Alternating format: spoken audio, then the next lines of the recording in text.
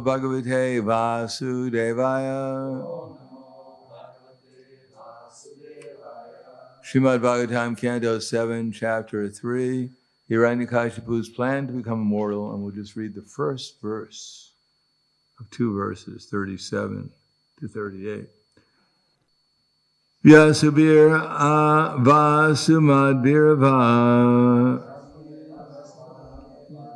Sarasura Maho Ragai Aprati Dvandvatam Yude Aika Patyam Tadehinam Vyasubir Vasumadvirava Sarasura Mahoragai Aprati Dvandvatam Yude Aika Patyam Dehinam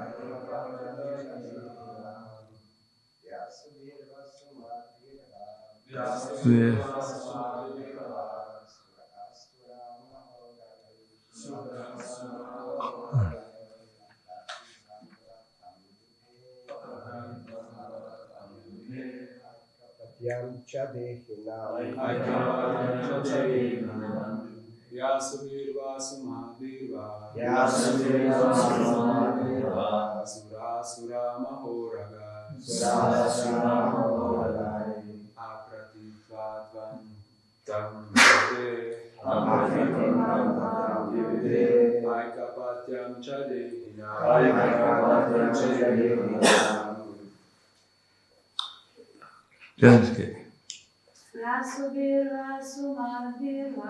Vyasubir Vasumadvirva Surasura Mahoragai Apratidvandvatam Yude Aika Patyam Chadehina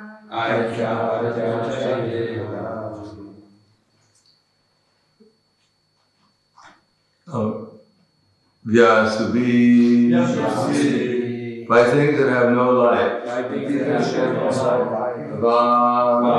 or Asumadi, by entities that have life, Va, or Sura, by the demigods, Asura, the demons, Maha Uragai, by the great serpents who live on the lower planets, Aprati Dvandvatam, without a rival, Yude, in battle, Aika Patyam, supremacy, Cha, and Dehinam, over those who have material bodies. Translation and purport by His Divine Grace, A.C. Bhaktivedanta Swami Srila Prabhupada. Grant me that I not meet death from any entity, living or non-living. Grant me further that I not be killed by any demigod or demon or any great snake from the lower planets. Since no one can kill you in battlefield, you have no competitor. Therefore grant me the benediction that I too may have no rival. Grant me sole lordship over all other living entities and presiding deities. And give me all the glories obtained by that position. Furthermore, give me all the mystic powers obtained by long austerities and the practice of yoga, for these cannot be lost at any time. Purport. Lord Brahma obtained his supreme position due to long austerities and penances, mystic yoga, meditation, so on. Hiranyakashipu wanted a similar position. The ordinary powers achieved by mystic yoga, austerities, and other processes are sometimes vanquished, but the powers obtained by the mercy of the Lord are never vanquished. Hiranyakashipu therefore wanted a benediction that would never be vanquished. That's in the Bhaktivedanta purport of the 7th canto, 3rd chapter of the Srimad Bhagavatam, entitled Hiranyakashipu's Plan to Become Immortal.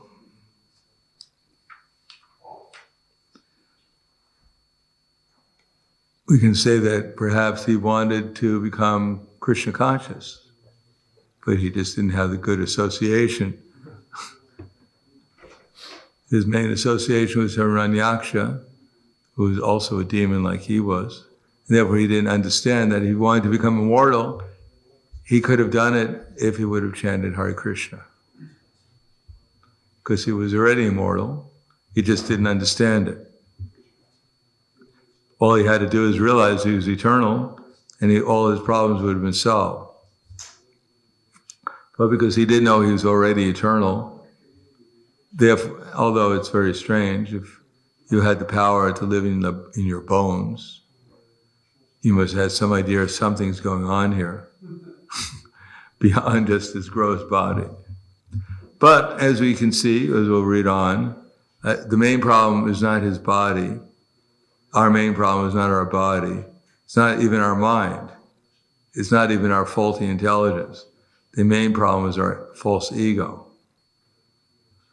We can give up our own body, and yet we won't give up our false ego.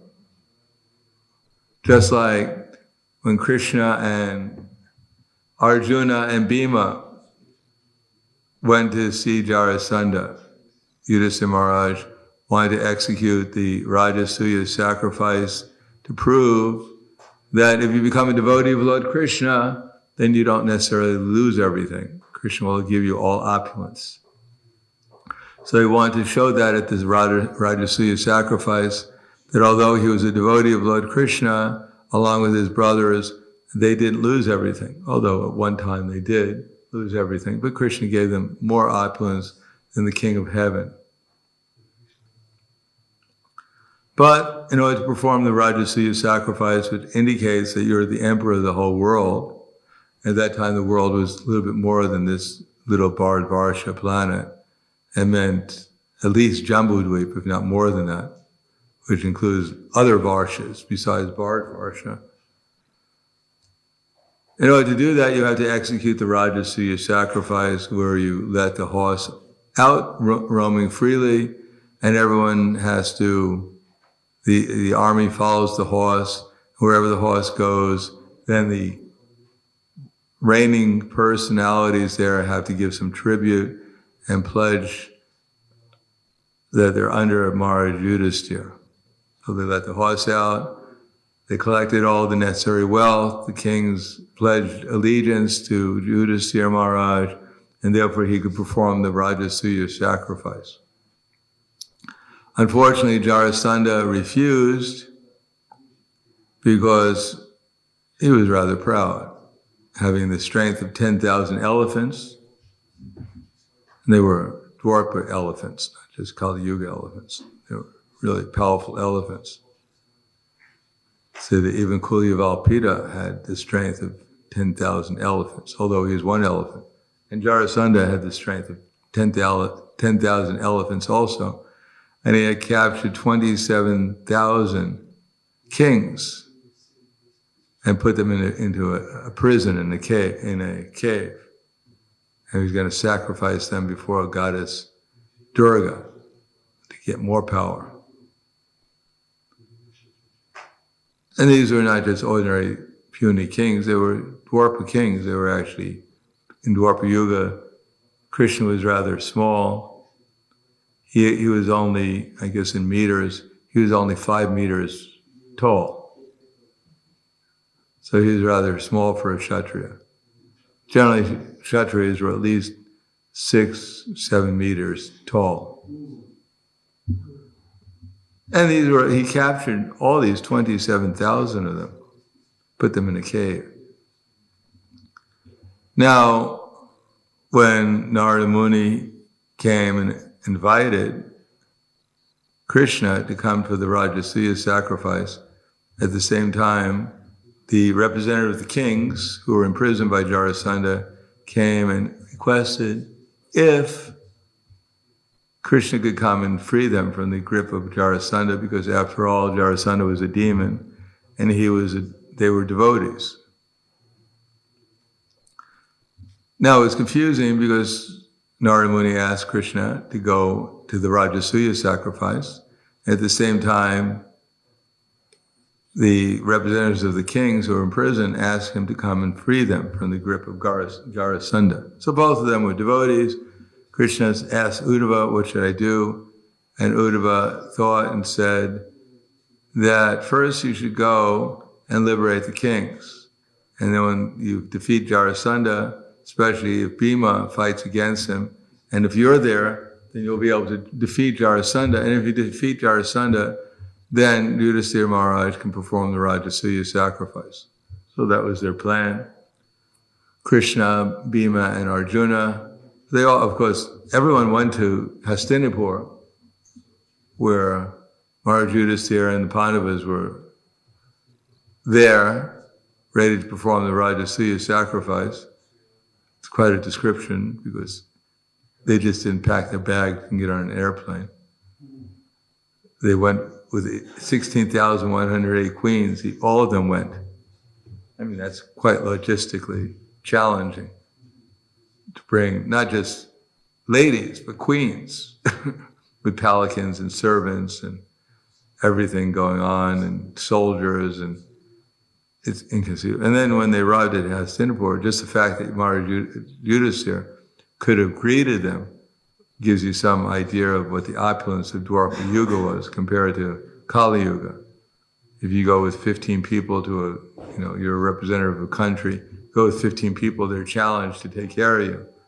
But there are probably millions of followers of Krishna coming. And Yudhisthira Maharaj greeted them, and then Krishna and Balarama and Bhima and Arjuna went to see Jarasandha. So Jarasandha was Vedic. Doesn't mean he wasn't a demon, but he followed the Vedic philosophy, because in order to become powerful, you have to do something extraordinary. And part of that is you have to follow the laws of material nature. So following the laws of material nature means to follow the Vedas. So you can have Vedas minus Krishna, which is a kind of varnashram. It's called a Surak varnashram. So he followed it strictly, and he gave charity to the Brahmanas at a certain time of the day, religiously. The idea was that Bhima, Krishna, and Arjuna would go dressed as Brahmanas when Jarasandha was at the time of the day when he'd give charity to the Brahmins. So they went dressed as Brahmins, and Krishna started to praise Jarasandha, because Jarasandha looked at them and said, well, these are pretty strange Brahmanas. Usually Brahmanas are around maybe 3 meters tall. These guys are 5 meters tall. And Bhima's like 6 meters, and pretty strange. And they got these marks on their shoulders that only carrying a bow gives you. So pretty strange Brahmanas. They definitely, their voices sound like Kshatriyas. They don't, it's out of place. But he said, anyhow, they've diminished themselves by coming here and begging. In other words, if they're Kshatriyas never beg, they want to fight. But if they've actually degraded themselves by imitating a Brahmin, then, maybe I'll give them whatever they want. So Krishna was telling Jarasandha, he gave some examples. One of them was Rantidev. Rantidev was a king who was fasting, and it was Dwadasi. In any case, who was just about to take his meal after a long fast. It's not exactly clear how long the fast was, but it was an extraordinarily long fast. He was just about to take his meal. It was long because he was about to die unless he ate something. And some Brahmins, or I forget who, appeared, and he gave them half his meal. And then later on, eventually some Shudras appeared, he gave him whatever was left of his meal. And then some dogs came, a man with some dogs. The only thing left was water. And if he was shaking because unless he drank the water soon, he would die. So he was just about to drink the water, and some man with dogs came and asked for the water because his dogs were thirsty. So because he was asked, King Rantidev gave the water to the dogs. And then they all appeared, all these people appeared as the demigods and granted him benedictions. Then there was Maharishibi, who was a great king, and one day this pigeon took shelter of him and asked for protection. And following the pigeon was a hawk, and the hawk demanded the pigeon because it was his natural food. So the king, out of compassion for the pigeon, offered his own flesh to the hawk in return, and the hawk accepted it. Obviously, the people were more intelligent, including the hawks and the pigeons in Dwarpa Yuga, and whatever Yuga it was. So he got a scale and he put the pigeon on one side, the king, and he started to cut his flesh and to weigh equally with the pigeon. I mean, it's pretty, just imagine trying to cut your flesh to save a pigeon. I mean, that's pretty compassionate. In any case, he cut his flesh, but every time he cut his flesh and put it on the scale, somehow or another the pigeon weighed more. So he couldn't cut enough flesh from his body in order to equal the weight of the pigeon. So the king hopped on the scale himself and offered himself to the hawk as food. So then the hawk revealed itself, and the pigeon revealed themselves as Agni and Indra and gave the king benedictions. So Krishna was telling Jarasandha about all these people who sacrificed even their own bodies in charity and how they got immortal fame. Jarasandha was quite impressed, and he thought for a while, and he said, yes, whatever benediction you want, I'll give you. Even if you want my head, I'll give it to you if I can get immortal fame by doing so. In other words, for the sake of our false ego, we'll sacrifice even our body to get some profit, adoration, distinction. Go down in history. What one would not do in order to get one line in Srimad Bhagavatam. On the other hand, we have someone like Lokanath Das Goswami, and Krishnadas Kaviraj Goswami was writing Chaitanya Charitamrita. He requested that his name not be included in the Chaitanya Charitamrita. Rather than, getting a copy and counting how many times he mentioned my name. Is there a photo also of me in there? How many likes did I get? So generally speaking, in the material world, we're not just serving our bodies, although we want to get some pleasure from the body. We want to get some pleasure from our ideas, from our conceptions, from our feelings. But ultimately, we want our false ego satisfied, that I'm recognized as something special in this world, and that I did my best to serve my false ego, to get my name, fame, qualities, and pastimes spread all over the universe to the best I could have in this incarnation. That everyone thinks that they're an avatar. Unfortunately, we're all Muddha avatars. We're all fool avatars. And we're thinking that if people glorify us, that will be their perfection in life, if they glorify my false ego ultimately. So here we find Hiranyakashipu similarly. He's gone through a process of great austerity. Practically he destroyed his own body. He was living in his bones. Still, he was interested in serving his false ego. He wanted ultimately his false ego would be satisfied, but as we'll find out, one's false ego is never satisfied until we become Krishna, which is not possible. Therefore, it's not possible to satisfy the false ego. No matter what happens, it'll never be enough. As it says, you can satisfy everyone's needs, but you can't satisfy their greed. As soon as you try to satisfy one's needs, then there'll be greed. If we're working to satisfy our needs, there must be greed, because that's how the material nature works. And if there's greed, like Hiranyakashipu, who could be more greedy than Hiranyakashipu? He wanted the whole universe.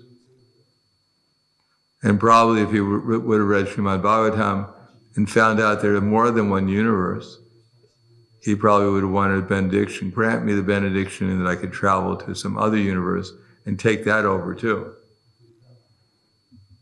So anger will be there, frustration, because even you get everything you want in the material energy, still it's the same energy. It's the same thing, punak punascarvata charvananam. It's the same thing over and over again. It's simply the same earth, water, fire, air, ether, mind, intelligence, and false ego. And it doesn't matter how much you get from it, you can't be satisfied. It's like they used to have this candy, they probably still have it. I don't know if they have it here. It was called cotton candy. You've had cotton candy? It's made of purely sugar, and they spin the sugar, so it gets, they put an eighth of a cup of sugar in the machine, and it puffs up to this big thing. You think it's a bargain.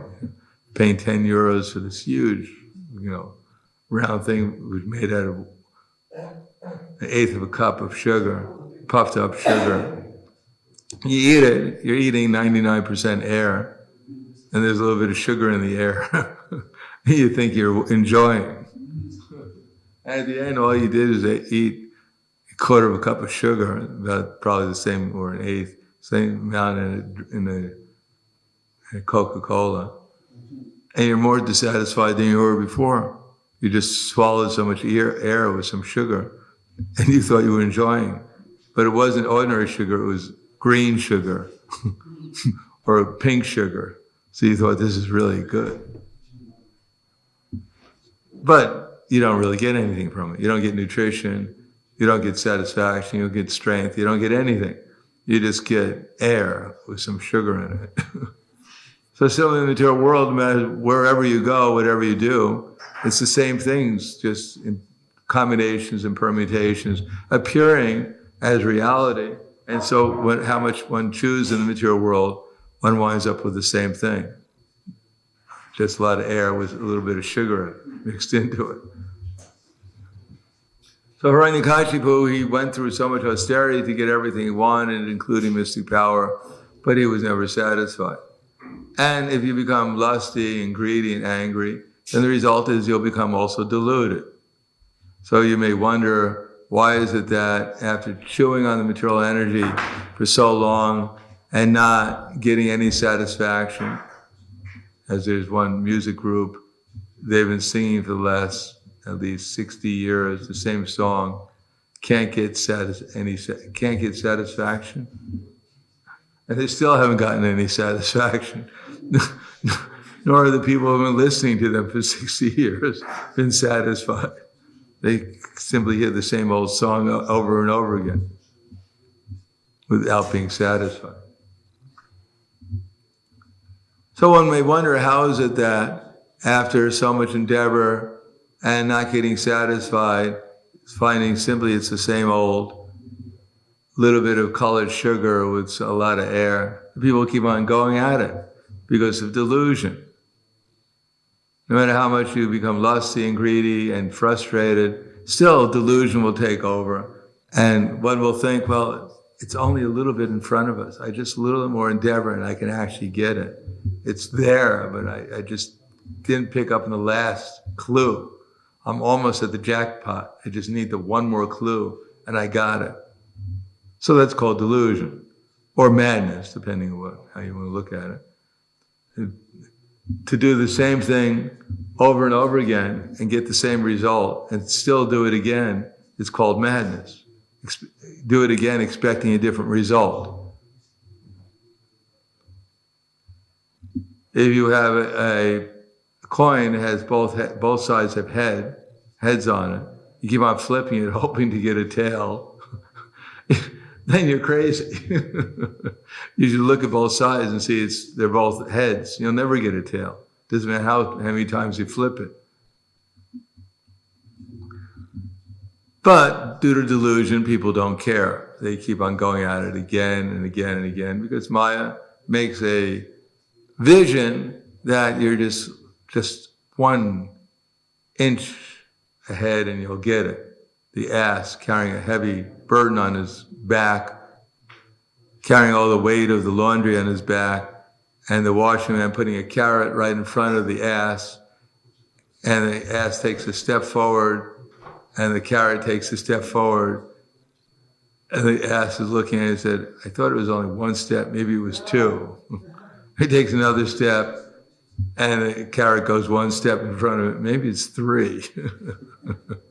And that way he goes forward carrying this very heavy burden on his back, thinking there's only 1 more step, I just miscalculated.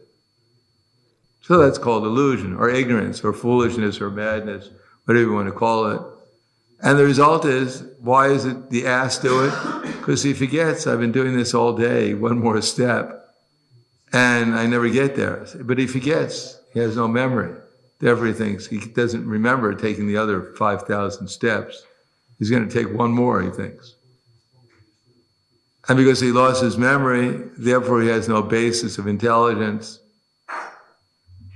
He can't compare it to anything else that he's doing. He has no perspective on things. And therefore, he simply does the same thing over and over again without any result. So Hiranyakashipu is another crazy, powerful, crazy person by Krishna's arrangement. And due to his false ego, he actually is going to, no matter what's going to happen, he's determined to become the lord of the material energy, in spite of whatever obstacles may be, in spite of common sense that the person who's given him the benedictions already said that he can live forever. But anyhow, better to serve my false ego up until the end than surrender to God and admit that I'm actually tiny and insignificant. So Hiranyakashipu's the Acharya, the Mahatma, for practically everyone else in the universe. And although people will say, oh, he was not a very nice person, but then again, anyone who's not a devotee is also in the same category. So I'll stop there. Thank you. Any questions? Yes?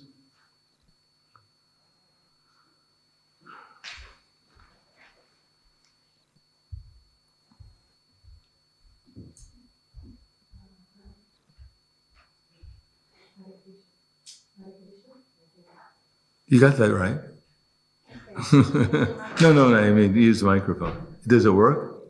Okay, my question is... Does the microphone work? No. It doesn't work.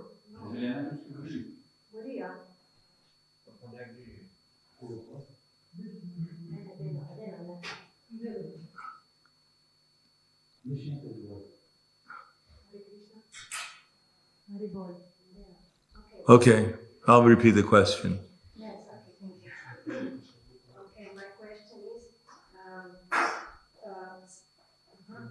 son of Hiranyakashipu was a great devotee.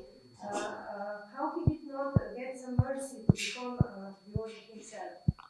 The son of Hiranyakashipu was a great devotee. How did Hiranyakashipu not get some benedictions to become a devotee himself?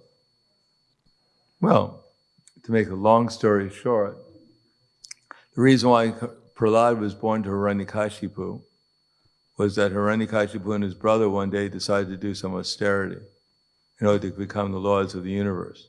So they went out together, but the demigods, realizing his objective, became fearful, and they went to Lord Brahma, and at that same time, Narada Muni with Parvata Muni was there.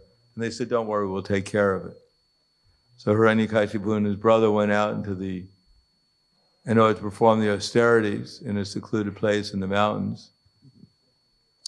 And they were standing there, just like he did later on the tips of his toes, and with Hiranyaksha, ready to go through 100-something years of austerity.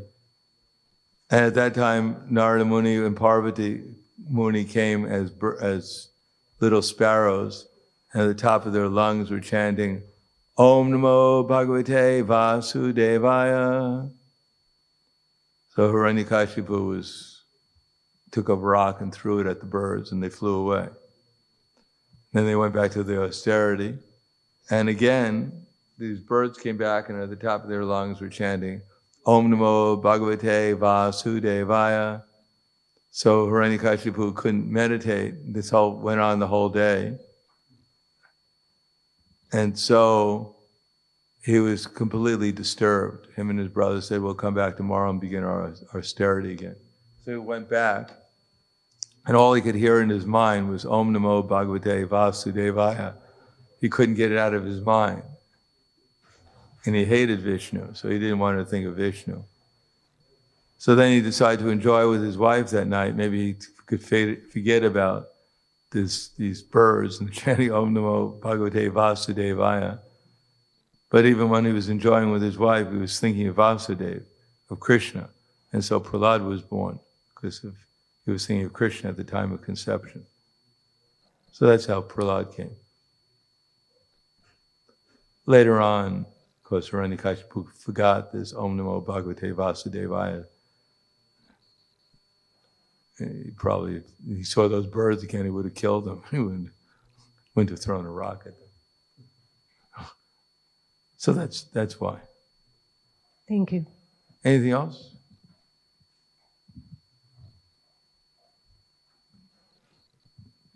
Hare Krishna. What would it take for a modern human being to avoid hell? Is it enough for them to take prasadam? Is it enough for them to chant Hare Krishna? Well, I'm not Yamaraj, so you have to ask that. I'm not a mission, so I don't. But generally, when Prabhupada was asked when he's asked a number of times about if you take prasadam, is it enough to get a human form of life? Prabhupada's answer was no. It's not enough. You have to also know that it's prasadam, that it's Krishna's mercy. Otherwise, if you take prasadam and you don't know that, then the result will be that you'll get some form of life and you'll get the opportunity to eat prasadam again. So that's not enough. Even if you chant Hare Krishna, the Mayavadis chant Hare Krishna, but aparad, and therefore they're destined, by chanting Hare Krishna, they're paving way to go to hell. So it's not enough just to chant Hare Krishna either. You have to chant Hare Krishna with the right understanding. Or at least it should be something like Nama Bas rather than Nama Parad. And if they offer some assistance to devotees and the preaching mission? You get Gyati Sukriti, and if that builds up, then you'll get some better days. But it's not like in astrology. People think that I have an exalted planet here in Rasi and I have a debilitated planet here. They cancel each other. They don't cancel each other. You get the results of it. Whatever we do, whatever we think, whatever we say, we get the results of it. And therefore we get a combination. And therefore Prabhupada writes in the Bhagavad Gita that if one performs devotional service, that it's never lost. That tyaktva sadharman charanam bhujam harer. It's never lost.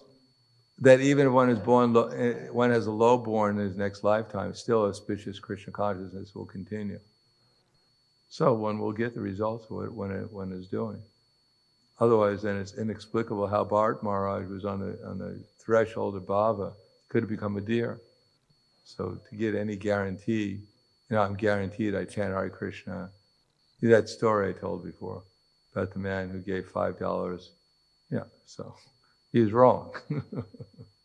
It doesn't make up for it. Yeah, you get the reactions. But if you chant Hare Krishna, then it's auspicious, and that will not be lost. Sometimes, sometime you get the results of it. Anything else? Yes.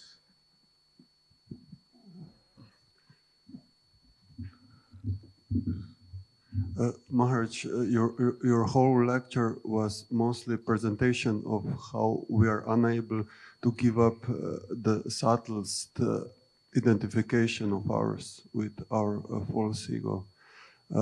But this element, being the subtlest, means it cannot be reached neither by intelligence nor by any other grosser facility. It's not strange that we cannot give it up, because whatever we do is controlled by that element. So what are the methods? Because Ananta Prabhu, I know many times says that the only bypass is instruction of spiritual master that can bypass the control of false ego. So what can we do beside that, or how to deal with this? Our false ego? Well, we just acquire a real ego. Identify ourselves as dasa, anadasa, as the servant of Krishna. And anything we do in that consciousness, or as much consciousness we have that Krishna is the controller, Krishna is the enjoyer, Krishna is the friend, and whatever we do to serve Krishna and his devotees, in that consciousness, then we're as Krishna Das, or Dasi, then we're surpassing the false ego. Therefore, we take initiation with the idea that I'm simply accepting from now on that my actual identity is not this body or this mind. I'm giving up my false ego and accepting myself as a servant of the servant of the servant of Krishna. And even when we accept a spiritual master, his duty is to teach us how to serve all the other devotees appropriately. And all the devotees are supposed to teach us how to serve the innocent people properly. And they're also supposed to teach us, not only how to love Krishna, how to cooperate with each other, and also serve the more elevated devotees, but also help the innocent and avoid the atheists. So we do things in that way, then gradually our false ego will go away. We do all four of those things. Love Krishna, serve the devotees, help the innocent, and avoid the atheists. Then our false ego will gradually go away. Okay, thank you very much. Grantaraj Srimad Bhagavatam ki jai, Srila Prabhupada ki jai, Gaur Premanande.